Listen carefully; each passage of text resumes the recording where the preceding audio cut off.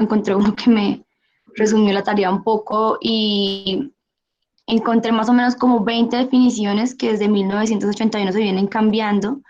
La última que encontré como más completa es del 2015, pero cuando uno incluso va a buscar en la lista de términos MESH, pues no se encuentra como tal la definición de falla intestinal.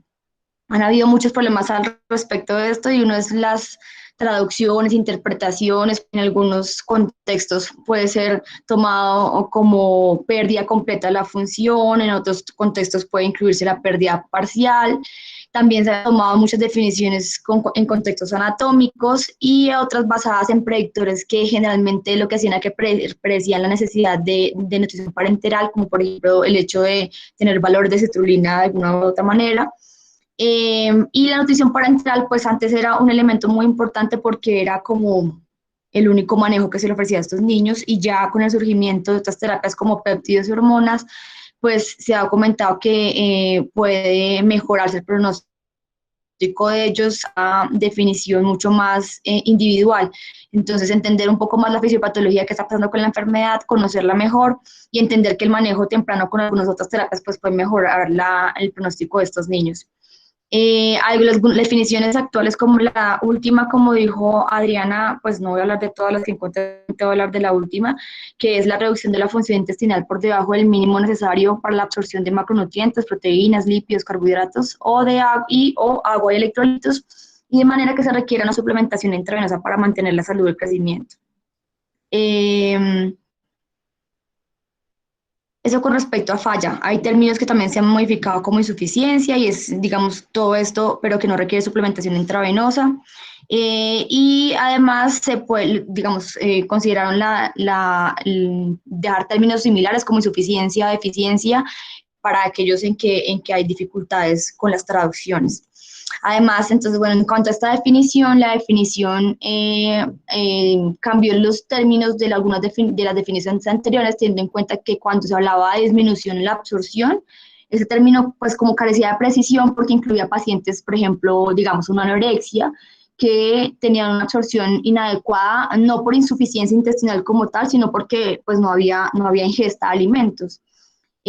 También se cambió el término de masa, no se habla ya de masa intestinal, pues, ni de longitudes, ni de, digamos, de extensiones, porque se ha demostrado en algunos escenarios que, por ejemplo, niños que tienen intestinos o personas que tienen intestinos de 150 centímetros pueden funcionar incluso menos que algunos más cortos, 50, 75, debido a procesos como por la adaptación, que más adelante pues, se hablará de eso.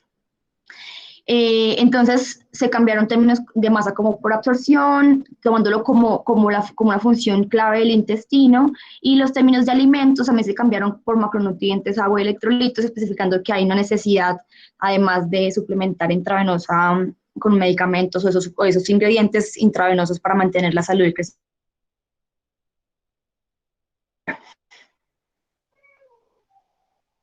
¿Terminaste o se te cortó? Al final no supe. Termino todo esto.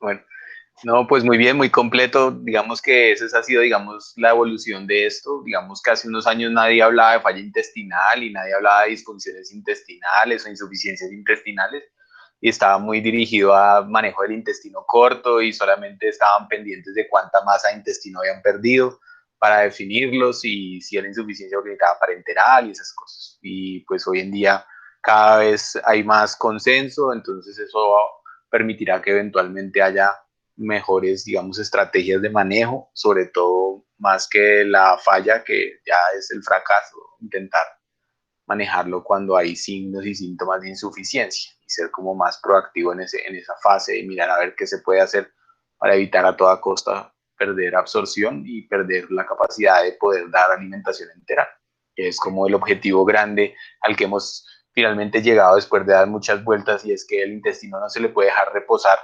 porque pues se enferma. Entonces, pues eso ha sido muy interesante y ha cambiado mucho con los años. La siguiente pregunta tiene que ver como con la complicación que más nos molesta a los intensivistas de, de las insuficiencias intestinales, y es como el dolor de cabeza y es todo el desborde del choque asociado a la translocación bacteriana. y es algo, digamos, de lo que cada vez también hay más información y hemos aprendido más cosas de cómo tratar de evitarlas y de que no nos molesten tanto en la medida que lo podamos lograr. ¿Quién va a participar? Caro o Laura. Tengo dificultades, no sé si les gustan que les digan Laura o Caro. Buenas tardes, doctor. Dale. Bueno, buenas tardes a todos. Mi nombre es Laura Larcón, residente de primer año de la Universidad de La Sabana. Entonces, con respecto a la segunda pregunta, ya Lucía nos comentó algo durante la charla, pero bueno, primero vamos a definir qué es translocación bacteriana y pues este término hace referencia al paso tanto de bacterias como de sus productos, ya sean endotoxinas o los antígenos, del intestino a sitios extraintestinales que normalmente son sitios estériles. Esto puede ser pues tanto como otros órganos y especialmente nódulos linfáticos. Y pues desencadenando ya toda la cascada inflamatoria de la cual Lucía nos hablaba un poco. Hay dos rutas que se han descrito para que este mecanismo ocurra, que son las dos principales. La primera, el paso transcelular por los enterocitos, que es la vía más común y usualmente ocurre porque se afecta la osmolalidad luminar en el intestino y hay daño directo al citoesqueleto de los enterocitos. La segunda es a través del daño de las tight junctions. Entonces usualmente pues estas tienen que ver con el control con bombas de iones y se pueden alterar con estímulos tan sencillos como cambios en la dieta o señales humorales o neuronales o mediadores inflamatorios. Entonces, ¿cuáles son los factores que la desencadenan? Pues se han propuesto varios escenarios clínicos que actúan como factores predisponentes. Uno de ellos es el sobrecrecimiento bacteriano que puede ocurrir por un millón de razones, alteraciones en la motilidad, uso de antibióticos, uso de pues, varios medicamentos, como nos comentaba Lucía, que puede ir desde antibióticos hasta los opioides, agentes vasoactivos, AINES incluso, agentes de quimioterapia y pues incluso también los mismos protectores de la mucosa gástrica. Otro de los factores predisponentes pues es el daño de la barrera intestinal, ya sea por alteraciones en la microvasculatura, como puede ocurrir en situaciones como choque, el síndrome de respuesta inflamatoria sistémica o pues daño directo de la mucosa, ya sea como por un trauma o un evento quirúrgico.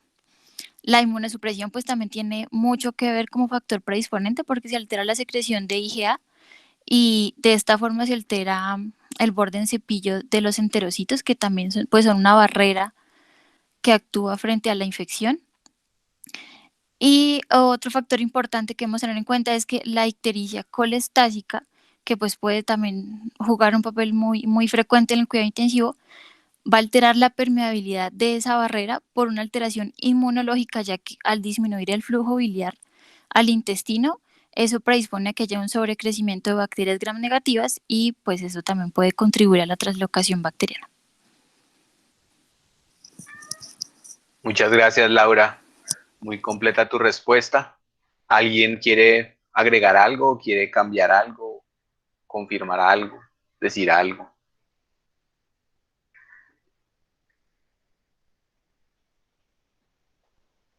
Entonces, en principio, pues la translocación bacteriana es uno de esos temas que nos gusta mucho en cuidado intensivo porque explica cómo un niño que está relativamente más estable, que hemos logrado sacar adelante de algún proceso fisiopatológico, súbitamente se deteriora, vuelve a tener cuadros de sepsis, en ocasiones sin lograr aislamientos de cultivos, en ocasiones aislando bacterias gram negativas, y cómo hoy en día, digamos, lograr esa protección de esa barrera, pues ha sido como interés principal para intentar evitar que pues tengamos este tipo de complicaciones y que los niños salgan adelante, y pues todo lo que mencionaste como factores, que es básicamente todo el cuidado intensivo, y pues también hay mucha terapia dirigida hoy en día a tratar de evitar esas translocaciones, detectarlas, manejarlas. Es un tema, digamos, muy interesante. Al principio había una gran discusión de que translocación era solamente de toxinas y que se activara el sistema inflamatorio. Después ya empezaron a decir que también se podían pasar las bacterias, empezaron a mostrar modelos de que había translocación bacteriana per se.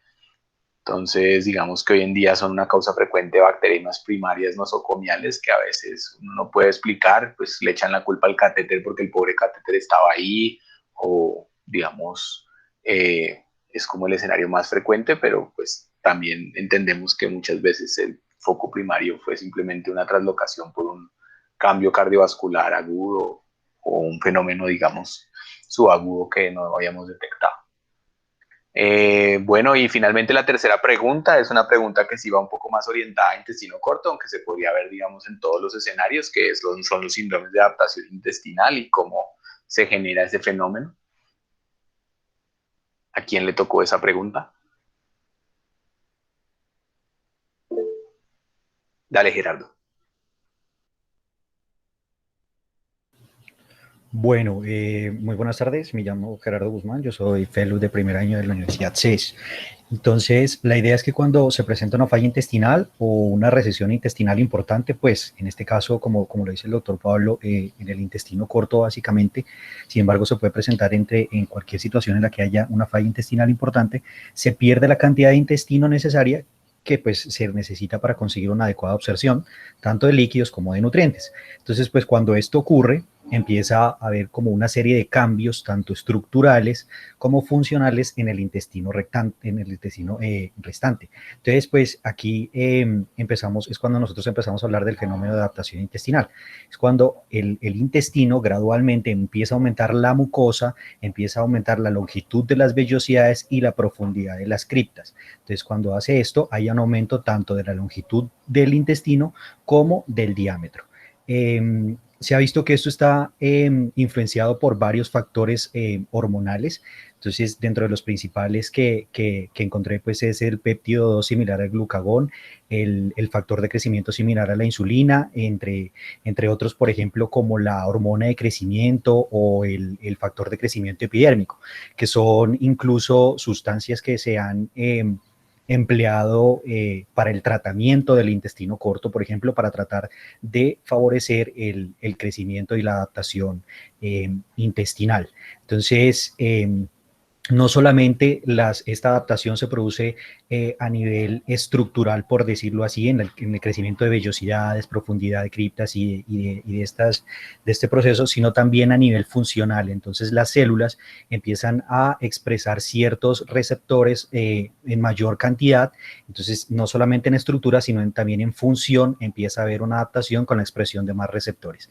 Y por último, hay una frase que me gustó mucho con respecto a esta adaptación intestinal, y es que la TPN se hizo para la nutrición del paciente, mientras que la nutrición enteral se hizo para nutrir al intestino. Entonces es como la conclusión de que dar una nutrición temprana, dar un estímulo enteral y empezar a avanzar progresivamente la nutrición enteral va a favorecer, entre otras cosas, el proceso de adaptación intestinal. Muchas gracias. Perfecto, Gerardo, muchísimas gracias. Entonces, ese es el proceso que buscamos en adaptación intestinal y porque hoy se insiste tanto en darle de comer como sea, de alguna manera con alguna cosa para que se estimule, y han intentado muchas terapias de macro y micronutrientes y hormonales para intentar acelerar este proceso de adaptación intestinal, pero en común casi siempre es lograr enterales, lograr estimulación sobre ese intestino para que ese intestino haga su cambio adaptativo. Este es un tema que es bastante interesante, el cual los intensivistas sabemos poco, más del medio de los gastroenterólogos y los nutriólogos, sobre todo los fenómenos de intestino corto, que les toca manejar eso de forma mucho más a largo plazo, pero pues en algunos escenarios vemos algunas catástrofes intestinales en niños que finalmente terminan en el manejo de estas cosas. Bueno, muchísimas gracias a todos por haber venido hoy. Es un tema que no es tan taquillero, pero hubo gente. Nos vemos en 8 días. La próxima presentación va a ser de falla hepática desde el punto de vista fisiopatológico, para que los que les gusta el tema vengan, o inviten a los que les gusta el tema. No tienen que ser intensivistas, podemos hablar de todo. Hoy estuvieron los cirujanos, por ahí vi el doctor Luengas, vi al doctor Pérez entrar por ahí. Entonces, pues un tema que es multidisciplinario y que a mucha gente le interesa. Muchas gracias a todos y nos vemos en 8 días. Chao a todos, feliz tarde. Nuevamente, Lucía, felicitaciones.